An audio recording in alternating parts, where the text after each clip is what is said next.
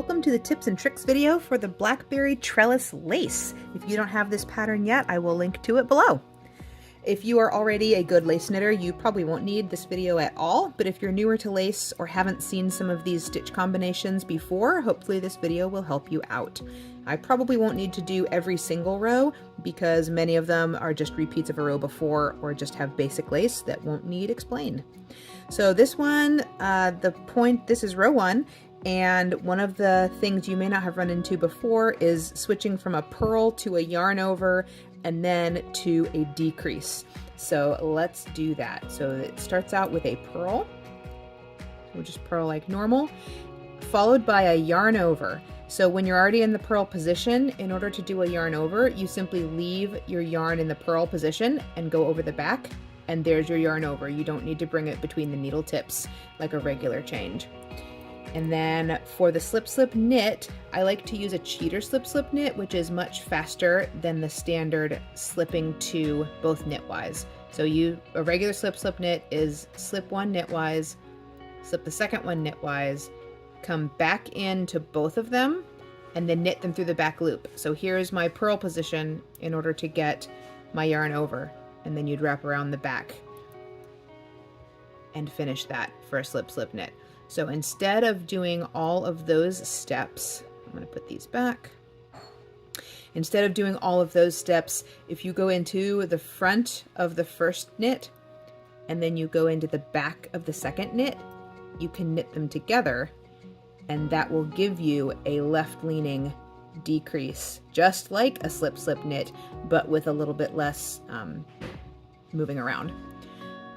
So after that, we have a knit two together, followed by another yarn over with a purl. So this will feel a little odd. So we have our yarn over and our yarn is in the front, but we're ready to knit again, but then we need a purl.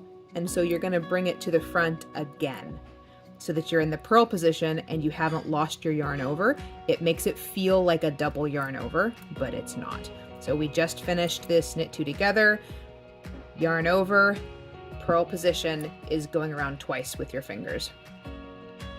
So then we have our purl two. I'll do that one more time with a little less talking. So after our purl two, we need a yarn over. So we'll leave it in purl position before we do our faster slip knit. Knit two together. And then yarn over followed by purls. So we're going to yarn over and then go to purl position for the next two purls. And that's all that's fun on row 1. For row 2, the thing I'm going to show you here is going to be the right twist, and we are not going to use a cable needle for it because it's much faster and easier to do it without. So we'll start out with a purl 1 and then a knit 1, and then we hit our right twist. The crazy easy way to do a right twist is simply to grab the two loops through the front like you're going to do a knit two together and slip them over and then put them back on the left needle. And your two stitches have switched positions, and you can just separate them out a little bit so you can see them better and knit them in their new order.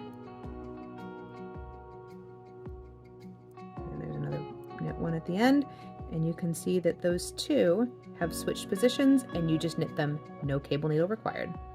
Jumping up to row 4, and this will also be on row 8, we have a double yarn over from the row below, and the instructions have you work a purl 1 and then a knit 1, and that's because you can't knit twice into the same yarn over. The second one will fall out. So we're just going to go to the purl position and purl the first half, drop it off the needle, go back to the knit position. You've still got the second half of your wrap, and knit it, and that keeps the two stitches from the double yarn over. On to row 6. The only thing new on this row is a left cross instead of a right cross. So for the right cross, you grabbed your two loops from the front. For the left cross, you're simply going to grab the same two from the back. Slip it over to the right, put them back on the left. Your loops are now in their new position, and you can just knit them straight across.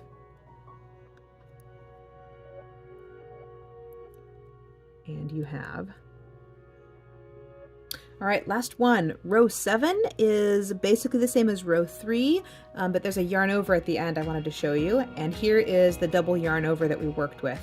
So we're going to start out with a decrease to the right, and then yarn over twice. It feels exactly like when you're doing a purl next to a yarn over. It's the same hand motion, but for different reasons. So this was just a regular yarn over twice, and then we're ready for our cheater slip slip knit. By a purl 2, and then we have a right, and then we end on a yarn over, and this is just something that you have to remember to watch for. We're going to yarn over one and then turn and go on to the rest of the mitten. So just watch that when you're ready to do your first knit on your new side, that your yarn from your previous needle is up and around the back to make sure, whoops, up and around the back to make sure that you haven't lost your yarn over there. And you're good to go. And that should be all you need to know on this mitten.